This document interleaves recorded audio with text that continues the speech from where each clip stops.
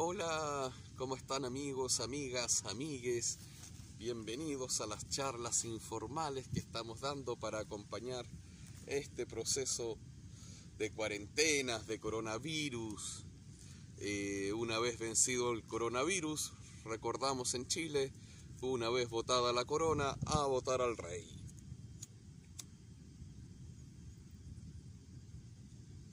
Les cuento un poquitito que estas charlas absolutamente informales tienen el objetivo de acompañarnos, de tomarnos un tecito juntos, de fumarnos un cigarrito y aprovechar ciertos espacios de esta contingencia para transmitir un reforzamiento de algunas teorías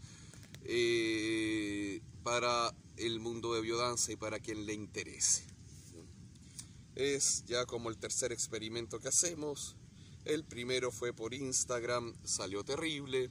El segundo de ayer por Instagram salió un poco mejor. Vamos a ver qué pasa hoy día por YouTube.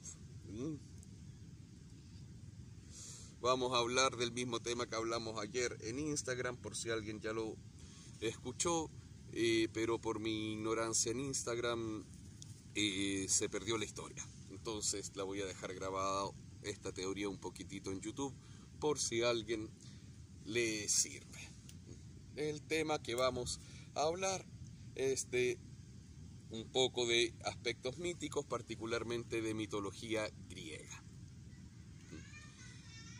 La historia de la mitología griega, de los dioses, parte desde el gran abismo, desde la gran nada, el gran misterio.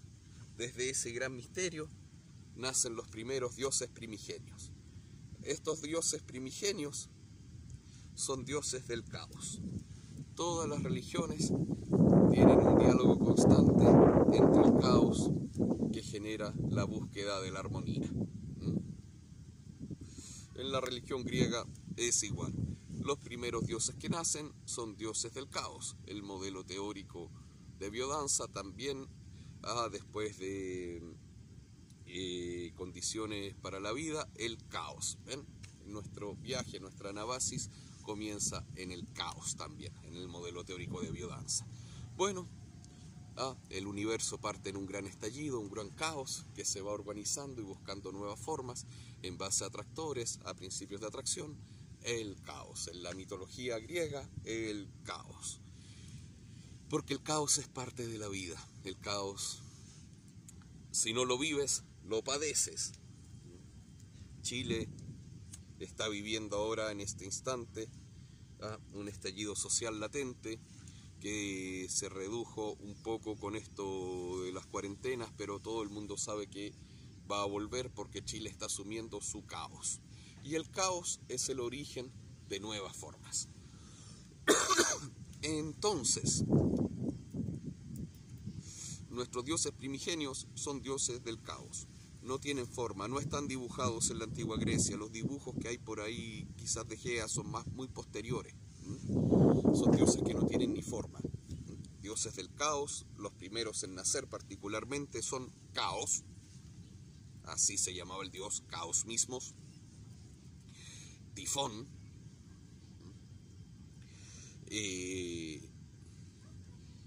Hades. Algunos ponen a Hades más abajito en la línea de descendencia. Hay distintas versiones. A mí me gusta la versión y recomiendo el libro de Luc Ferry, La sabiduría de los mitos 2. Hades, entonces, dentro de estos dioses primigenios, un dios muy curioso, porque es un dios, pero al mismo tiempo es un lugar donde habitan eternamente los muertos, es donde habita lo muerto. El inframundo de Hades. Gea, la madre tierra, y Eros primigenio. Eros primigenio no es el mismo Eros que es hijo de Afrodita. Podríamos decir que Eros primigenio para el mundo de biodanza, el Eros indiferenciado, el amor universal, el amor cósmico, y Eros hijo de Afrodita, es el amor diferenciado. Entonces el Eros primigenio es el amor cósmico. Resumen entonces: Caos, Tifón, Hades, Gea, Eros primigenio. Gea pare sobre sí misma a Urano, el universo. Para cada centímetro de la Tierra, 1 centímetro del universo abrazándola. Un amor obsesivo. Este hijo amante, porque es hijo de Gea y al mismo tiempo amantes, las reglas de los dioses son distintas, son eternos, son reglas curiosas, o sea, qué sé yo, hay semidioses inmortales, como Aquiles, que son tipos notablemente fuertes, digamos, y de repente una flecha en el pie lo mata, a otro lo mata un golpe en el codo, después de superar un montón de pruebas, un golpe en el codo lo mata. A nivel de dioses, los dioses griegos son inmortales, y eso es bien importante entenderlo, y lo vamos a retomar más adelante. Y son dioses vivos, presentes, que interactúan con los humanos, que nos enseñan, que cambian nuestro destino, que nos castigan, etc. Entonces, Gea pare sobre sí misma a su hijo Urano, que al mismo tiempo se vuelve su amante. Un amor obsesivo, decíamos. Que se podría resumir en la frase: para cada centímetro de la Tierra, 1 centímetro del universo abrazándola. En este abrazo obsesivo no la deja parir su nueva descendencia. Gea entonces le da a su hijo Cronos, que está dentro de ella, una hoz hecha de acero, una especie de guadaña, por si alguien no conoce la hoz, una herramienta de metal parecida a un cuchillo para segar.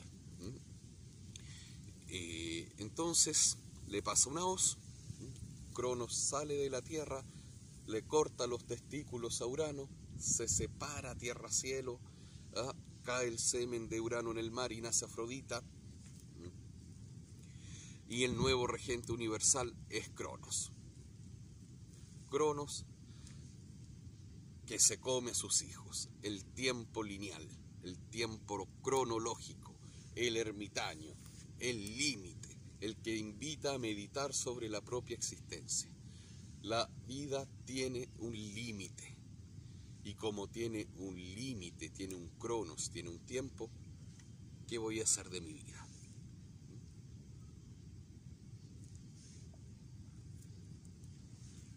Pero Cronos se come a sus hijos. Nuevo regente universal, que también es un dios del caos. ¿Qué es lo que caracteriza a un dios del caos? Que no deja surgir la manifestación de nuevas formas. Lo vimos con Urano, lo vemos en los dioses primigenios, y ahora lo vemos en Cronos. Cronos, que se come a sus hijos.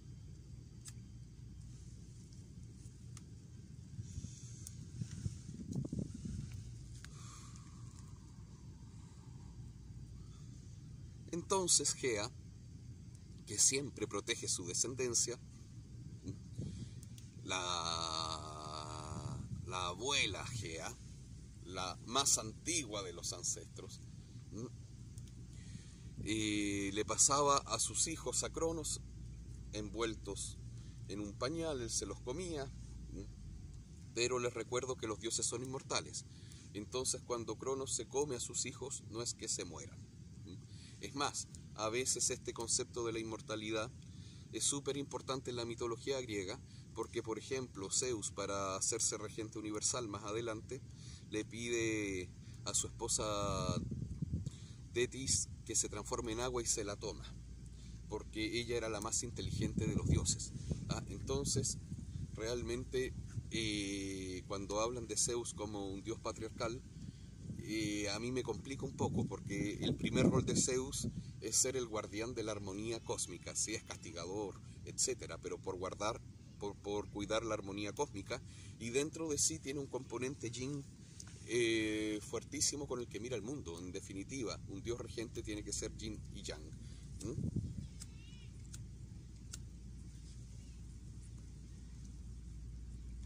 Entonces Cronos se come a sus hijos. Gea decide proteger a su hijo Zeus, y en vez de darle un bebé envuelto en pañal, le da una piedra envuelta en pañal y esconde a Zeus en la tierra. Imagínense lo que debe ser Zeus, crecer en una cueva, sabiendo que algún día tienes que salir de ahí para enfrentar a estos tremendos dioses que son dioses del caos, porque simplemente no lo dejan ser, porque estos dioses no permiten la manifestación de nuevos seres. A propósito, en la cuarentena, ¿cómo estamos? ¿Permiten la manifestación del otro tal como es?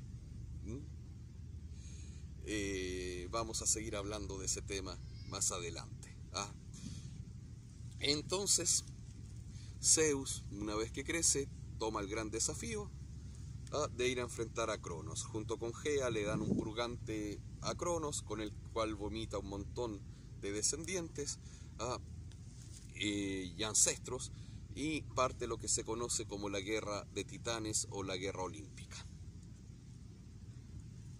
Esta fue una guerra universal temible, o sea, entre dioses inmortales poderosísimos.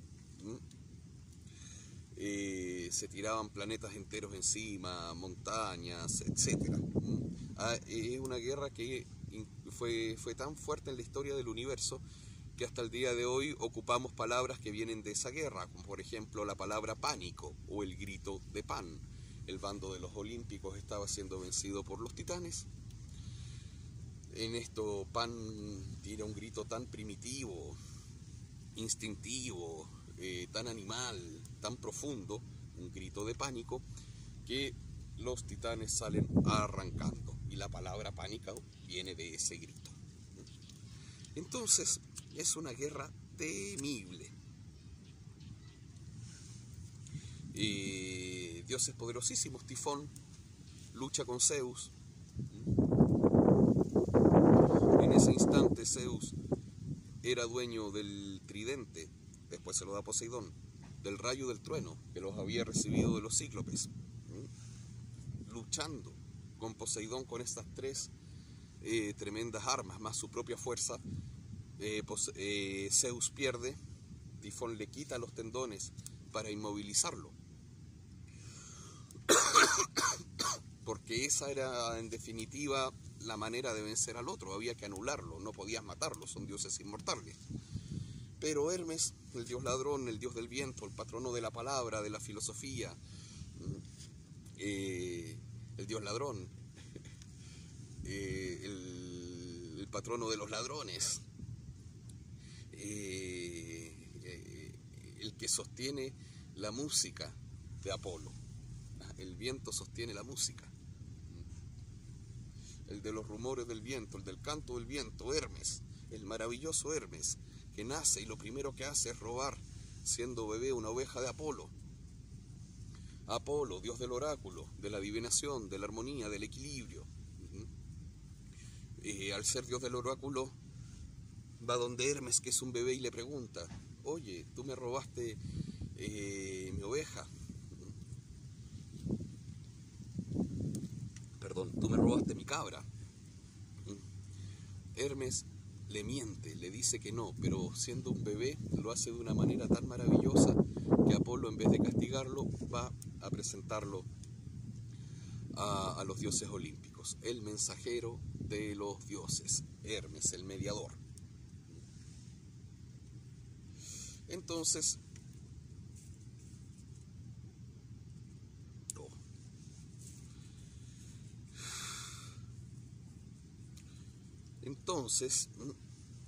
tenemos que surge esta gran lucha en el bando Hermes, el patrón, el ladrón de la noche, recupera, entonces le roba los tendones de Zeus, le roba los tendones de Zeus a Tifón, se los vuelve a poner y continúa la guerra.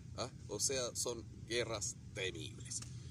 Finalmente vence el bando de los olímpicos y vienen nuevos regentes universales. Estos regentes universales son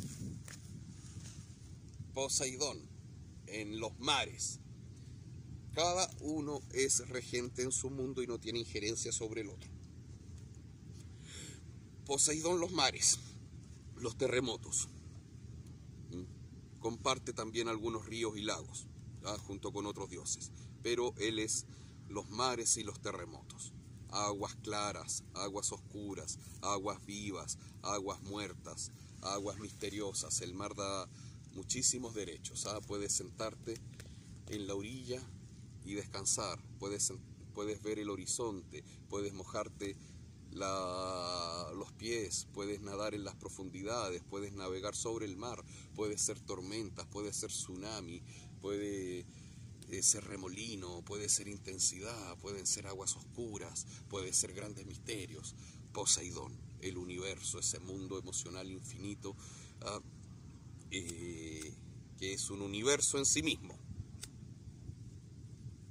Hades, el inframundo de Hades. Si tú tomas un yunque y lo tiras 7 días y 7 noches hacia el centro de la tierra, comienza recién ahí el mundo de Hades, el inframundo. Por un lado es un dios, por otra parte es un lugar donde habita lo muerto. Y Zeus, él es guardián de todo lo que pasa sobre la tierra y el universo. Nosotros como humanos, al vivir en la tierra, pertenecemos a la regencia de Zeus. Y ellos tres se reparten la regencia universal. Pero, a diferencia de los dioses anteriores que no dejaban que surgieran nuevas manifestaciones, estos tres regentes universales se consideran guardianes de la armonía cósmica. ¿Por qué se consideran guardianes de la armonía cósmica? Porque ellos se preocupan de que no retorne el caos y que cada nueva manifestación o antigua del universo se manifieste. Esa es la gran función de Zeus y de los otros regentes universales y de todo el bando de los olímpicos. Cuidar la armonía cósmica que surgió del caos. Entonces, por ejemplo, Ares, dios de la guerra, nace impulsivo, nace guerrero. Entonces es dios de la impulsividad y la guerra. Era un dios tan guerrero que muchas veces se cambiaba de bando en las guerras antiguas al bando que iba perdiendo, para que la guerra durara más. Atenea nace sabia, nace estratégica, nace diosa de la sabiduría y la estrategia. Así, Afrodita nace amorosa, la diosa de todos los amores. El pájaro que cante y vuele, que la flor tenga colores. O sea, la armonía cósmica tiene que ver con cumplir tu función en el universo y que todo lo que te rodea cumpla su función en el universo. Eso es lo que hay que cuidar.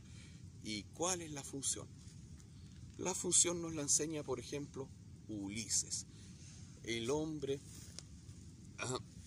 más inteligente de la historia. No es lo mismo que el más sabio. Para que no me vengan con solo sé que nada sé y todo eso, el más sabio. Ulises es el más inteligente.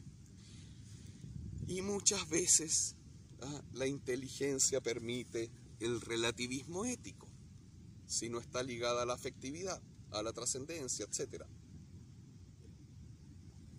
El relativismo ético es justificar o hacer canalladas, pero con argumentos inteligentes. Entonces justifico la canallada que hago con un argumento, o defiendo con un argumento inteligente. La inteligencia muchas veces permite eso, ¿ah? Estrategias dañinas, agresiones gratuitas, etc. Por eso hay que ligar la inteligencia, insisto, a la afectividad y a la trascendencia y a toda nuestra línea de vivencia, que son 5: vitalidad, sexualidad, creatividad, afectividad y trascendencia. Entonces Ulises era muy inteligente, está en la guerra de Troya y se le ocurre la idea del caballo de Troya. Ustedes dirán, ¿por qué los troyanos entraron el caballo a la ciudad? ¿Será porque eran muy tontos? No. Resulta que el caballo era un animal de Poseidón. Es como que yo le regalara una Virgen María al Vaticano y adentro de la Virgen pusiera guerreros. En la religión griega, les recuerdo, los dioses estaban vivos y presentes, entonces no era cosa de llegar y ser insolente con ellos y ocupar un símbolo religioso para la guerra. Estaba prohibido, incluso en la guerra no se podía matar a ciertas sacerdotisas o sacerdotes, no se podía atacar ciertos templos, etc. Y Ulises, cuando hace el caballo de Troya, entonces hace algo muy inteligente, pero algo al mismo tiempo muy fuera de la ética de la época, de la ética guerrera, que no sé si existe alguna ética en la guerra. Rolando decía que en la guerra el único héroe es el desertor. Bueno, hace el caballo de Troya, meten guerrero dentro del caballo de Troya, como era un símbolo religioso, y los troyanos entran en el caballo, salen los guerreros, se toman Troya y acaba entonces con la muerte de medio mundo, la guerra de Troya, la muerte de Priamo, etc. Cae el reino de Troya y la gente dice qué inteligente que fue Ulises por el caballo de Troya. Pero después de la guerra de Troya viene la Odisea. Ulises, su otro nombre es Odiseo, ¿no? Odiseo, Ulises. Y la Odisea parte con un castigo de Poseidón a Ulises por ocupar un símbolo religioso, que es el caballo, que era símbolo de Poseidón, para la guerra. Y en vez de dejarlo volver a su hogar, su Ítaca querida, lo manda en un viaje de 20 años, donde va pasando distintas pruebas. Todas estas pruebas tienen que ver de una u otra manera con perder su identidad. El canto de las sirenas, la locura. Transformarse en animales, el canibalismo por ahí, creo que había. La diosa Calipso, que le ofrece ser semidios, le ofrece transformarse en dios, etcétera, porque se enamora. Pero Ulises finalmente lo único que desea es volver a su reino, morir de viejo, volver con Penélope, recuperar su reino, etcétera. O sea, ser sí mismo. Esta intención tan profunda de ser sí mismo y cumplir su función en la armonía cósmica hace que Poseidón lo perdone y le permita volver a su reino. Entonces, en el universo todo cumple su función en la armonía cósmica. Todo excepto una especie. Una especie que no sabe cuál es su función en la armonía cósmica. No sabemos cuál es nuestra función y no lo sabemos también por nuestro eterno diálogo con los dioses vivos y presentes. Hay distintas teorías de cómo fuimos creados. Unos dicen que Prometeo nos hizo del barro. Otros dicen que fue Festo, el dios artesano. Fuimos creados por los dioses y somos criaturas. Ese es el principio.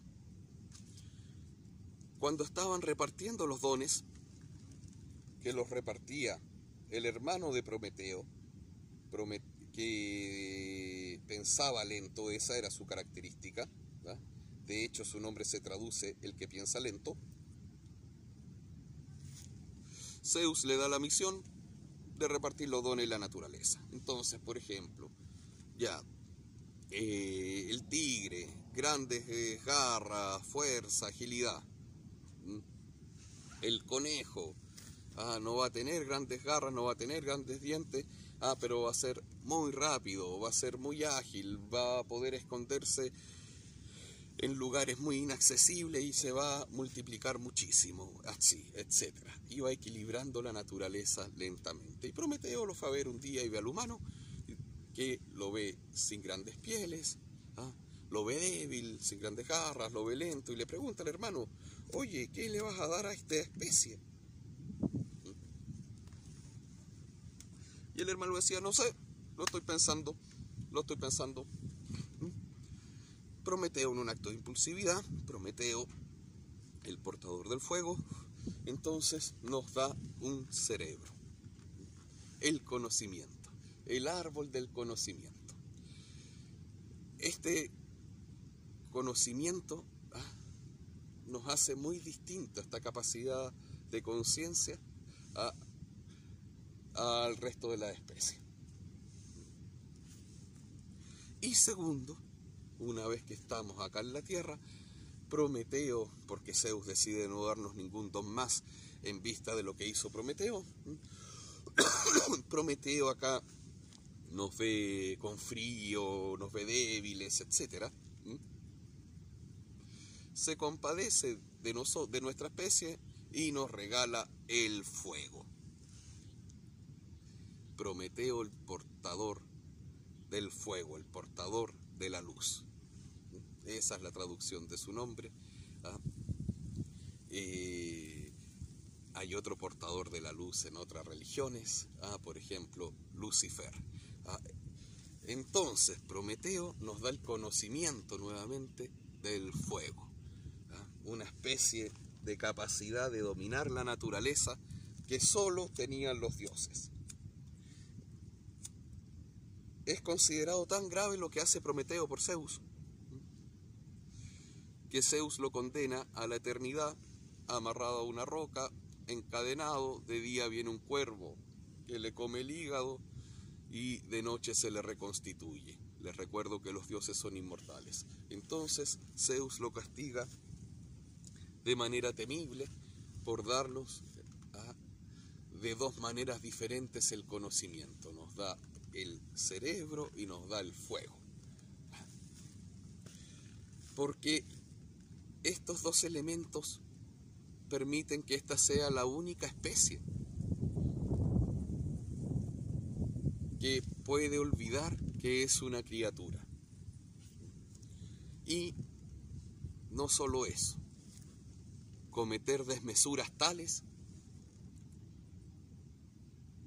que se abra el portal del retorno del caos.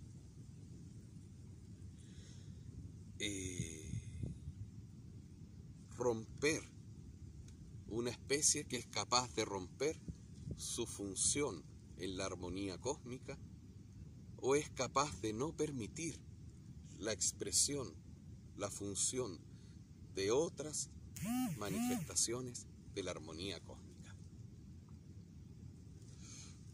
Para este concepto acuñaron la palabra ibris, una especie que tiene la capacidad de ibris, de no cumplir su función en la armonía cósmica y abrir los portales para el retorno del caos.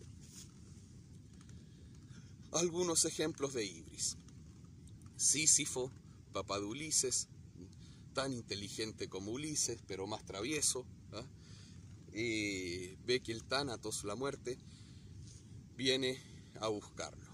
En vez de entregarse, le hace una trampa, lo encadena y rompe la armonía cósmica. Hay enfermedades y la gente no se muere, pasan los años y la gente no se muere, hay dolor y la gente no se muere, hay hambre y la gente no se muere, hay guerra, la gente no se muere. Rompió la armonía cósmica.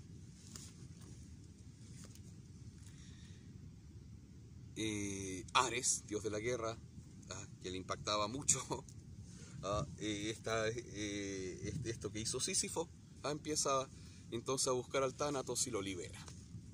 Para esto ya Sísifo está viejo, sabe que liberaron al Tánatos y le dice a su esposa: oye, cuando yo va a venir el Tánatos a buscarme, cuando yo me muera no me hagas ningún ritual ni de rey, ni de hombre, ni de nada, solo entiérrame. La mujer cumple su palabra, entonces este rey muere y no le hacen ningún ritual. Llega Sísifo al Hades, que está con Perséfone Core, y les cuenta: miren cómo me siento, le dice al Hades. Me morí y no me hicieron ningún ritual, ni de rey, ni de marido, ni de hombre. Y se empieza a desahogar de manera tal que Hades se conmueve. Cuando Hades se conmueve, Sísifo le dice: oye, déjame ir y volver a la tierra para retar a mi mujer al mundo de los vivos y después vuelvo. Hades, conmovido, le dice que sí. Por supuesto, Sísifo sale y no vuelve más. Zeus le manda el rayo, lo fulmina, y en el mundo del Hades, Sísifo es condenado a una montaña puntiaguda, elevar una piedra redonda. Cuando cae la piedra, cuando llega a la cima, la piedra cae y él tiene que comenzar de nuevo. O sea, Sísifo, su ibris fue: no quería vivir el principio y el final, ahora lo vive eternamente. Así rompió la armonía cósmica y ahora la padece. Atlas, el más fuerte de los titanes, que luchó por el bando de los titanes, ocupó su fuerza contra los olímpicos, ocupó su fuerza para el caos. Ese fue su ibris. Ahora sostiene la tierra. Y así, hay muchos casos de ibris. Pero también esta especie tiene la capacidad de diqué, cumplir su función en la armonía cósmica y permitir que todas las manifestaciones del universo se expresen. Un ejemplo de diqué es, por ejemplo, Lotus. Lotus va caminando una humana y de repente un sátiro la empieza a perseguir para abusar de ella. Pero ella no quería, entonces arranca, hasta que llega a un lago y se ahoga. Los dioses ven esto y le conceden algo que escasamente conceden los dioses: una apoteosis, un retorno al mundo de los vivos, una divinización. La apoteosis puede ser expresada, por ejemplo, en una constelación y se revive eternamente en una constelación a una persona, etc. Alguien que ya haya pasado al mundo del Hades. O directamente lo que le dieron a Sísifo, una apoteosis, un retorno al mundo de los vivos. Eso se llama anabasis, retorno al mundo de los vivos, que Sísifo mal utilizó. Entonces, Lotus arranca, está en el lago, se ahoga, y los dioses ven esto y dicen: pero si ella solo quería ser sí misma, cumplir su función en el universo. Y le dan una apoteosis y la reviven para siempre en la flor de loto, que sus raíces las tiene en lo más profundo del barro del lago, y lanza una flor hermosa y purificadora de aguas, y es una flor del renacimiento, como la hoja de parra, que también es del renacimiento. Dique, ibris y dique.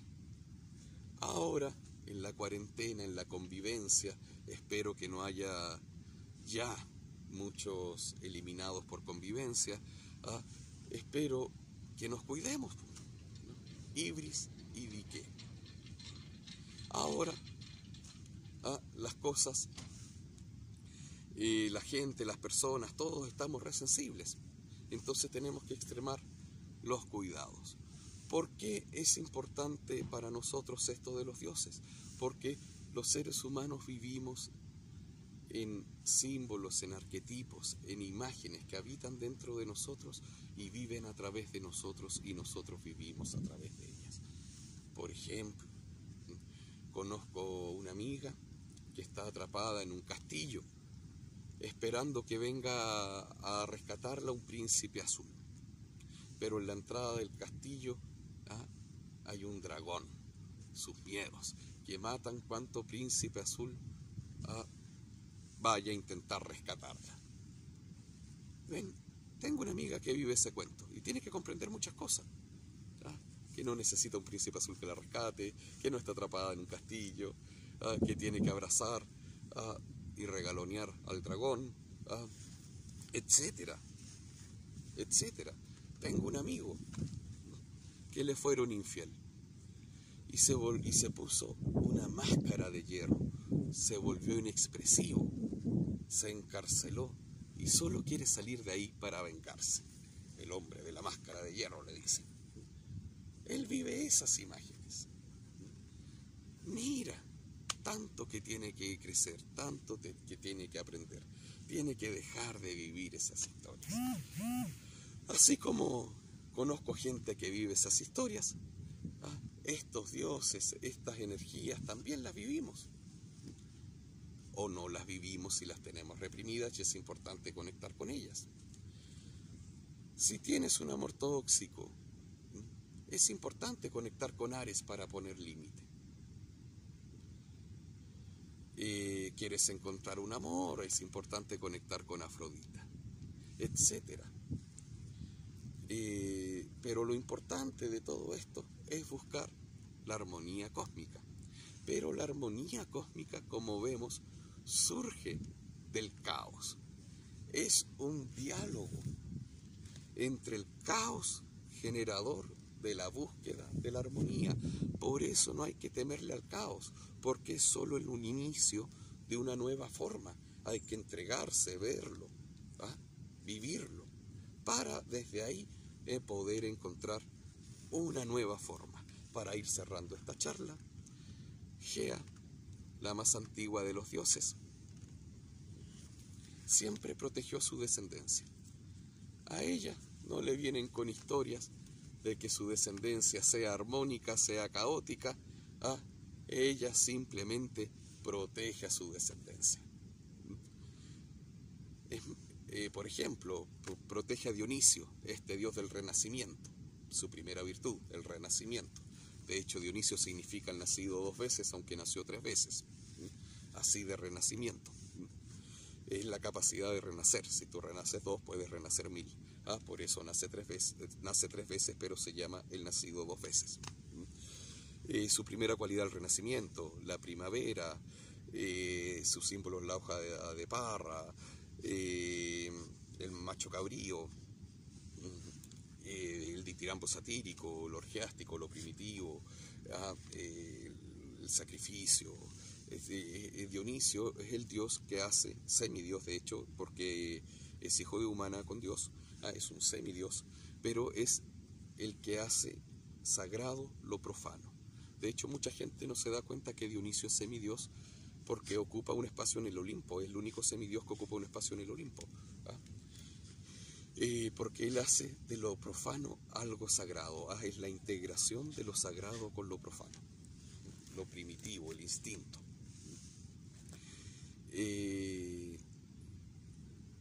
Este maravilloso dios del renacimiento,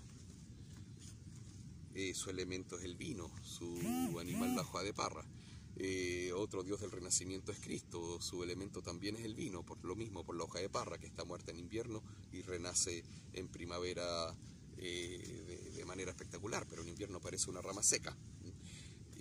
Cristo también es un dios del renacimiento. Y el cristianismo primitivo tiene cosas muy vinculadas con las dionisíacas, pero eso es para otro tema, y también con las orfeicas, etc. Entonces, estos dioses que vamos viviendo, que nos van movilizando, son posibilidades de crecimiento, que es lo que estamos viviendo o no viviendo en busca de la armonía cósmica. Entonces decíamos que Gea protege a toda su descendencia, revive a Dionisio. A eso íbamos, por si acaso. Revive a Dionisio, que es este dios semicaótico, por ejemplo, semiarmónico, en plena regencia universal de Zeus, que busca la armonía.